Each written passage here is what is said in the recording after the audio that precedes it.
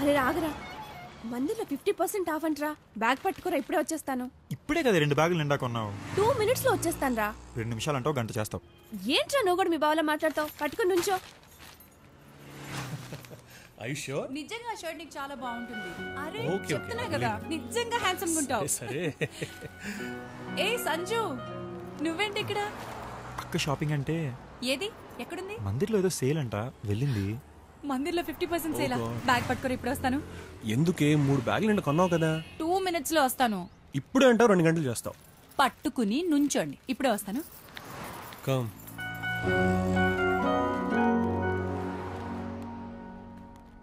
అంతా ఓకే కదా?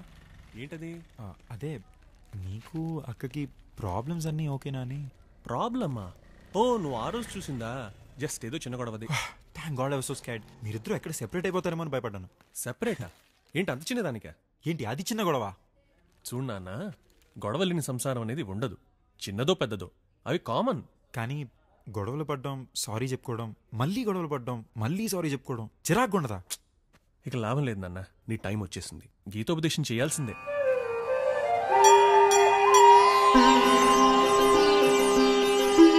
పార్థ, అడుగు నాయన, నీ సంశయం ఏమి? ఎలా స్వామి? ఈ ఆడవాళ్ళ మనసులో ఏముందో తెలుసుకోవడం ఎలా? ఓపెనింగ్ క్వశ్చన్ బౌన్సర్ అయితే ఎలా నాయన? ఈజీ క్వశ్చన్ తో స్టార్ట్ చేయి. సరే స్వామి. ఈ ఆడవాళ్ళతో వచ్చే గొడవల్లో గెలవడం ఎలా? చాలా ఈజీ క్వశ్చన్ అడిగావు నాయన. వెంటనే అక్కడి నుంచి లేచి వెళ్ళిపోవాలి. అదేంటి స్వామి? అదంతే నాయన. ఆడవాళ్లతో పెట్టుకున్న ఏ గొడవల్లోనూ గెలిచిన మగాడు లేడు. మరి ఆ రోజు మీరు వెళ్ళిపోకుండా అన్నన్ని తిట్లు తింటూ అక్కడే ఎందుకు కూర్చున్నారు స్వామి? ఆ రోజు వెళ్ళిపోయి ఉంటే ఈ రోజు నేనని నేను ఉండేవాణ్ణి కాదు నాయన. అదేంటి స్వామి? కన్ఫ్యూజ్ అవుతున్నావా? ఏం భయం లేదు, నీ కన్ఫ్యూజన్స్ అన్నీ క్లియర్ అయిపోతాయి. Next question. పోనీ ఇది చెప్పండి స్వామి, నాకు అసలు వాళ్ళతో గొడవలే వద్దు, ఏం చేయాలి? పిచ్చివాడా, అది నీ చేతుల్లో లేదు నాయనా. పోనీ ఒకవేళ గొడవ వచ్చిందే అనుకోండి, ఇప్పుడు నా తప్పైతే నేనేం చేయాలి? తన తప్పైతే అలా డీల్ చేయాలి? పిచ్చి పార్థ, తప్పు ఎవరిదైనా సారీ నువ్వే చెప్పాలి నాయనా. ఎందుకు స్వామి? ఎందుకంటే మనం లాజికల్ గా ఆర్గ్యూ చేస్తాం, వాళ్ళు లాజిక్ తో సంబంధం లేకుండా మాట్లాడతారు. అందుకే వాళ్ళు ఎప్పుడు కరెక్ట్ నాయనా. వాళ్ళే ఎందుకు కరెక్ట్ స్వామి?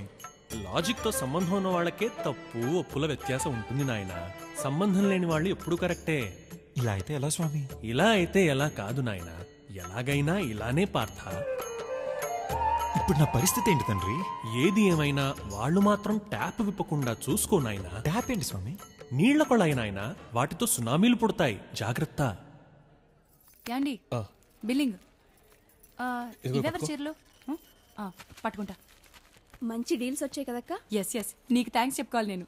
నెక్స్ట్ సాటర్డే బ్రిసాలో ఉందంట, వెళ్దామా? ఓ ఎస్, ఎలా ఉండి సాటర్డే.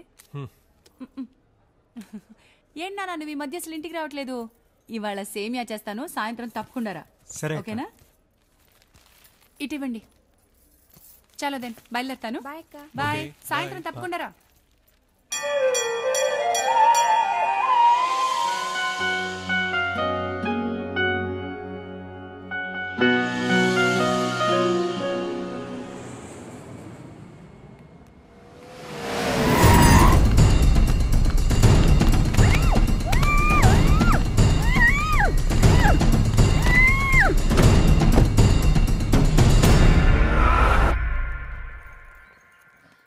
లగేజ్ అంతా సర్దేశారా?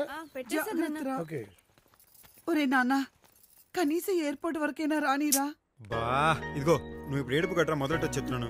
ఇందుకే నేను ఎయిర్పోర్ట్ కూడా రావద్దంటున్నా. 6 నెలల్లో వచ్చేస్తాగా. అరే 6 నెలల్లో మళ్ళీ వస్తాడు కదే, అలా ఏడుస్తూ పంపిస్తావేంటి? సంతోషంగా పంపించు. All the best. All the best.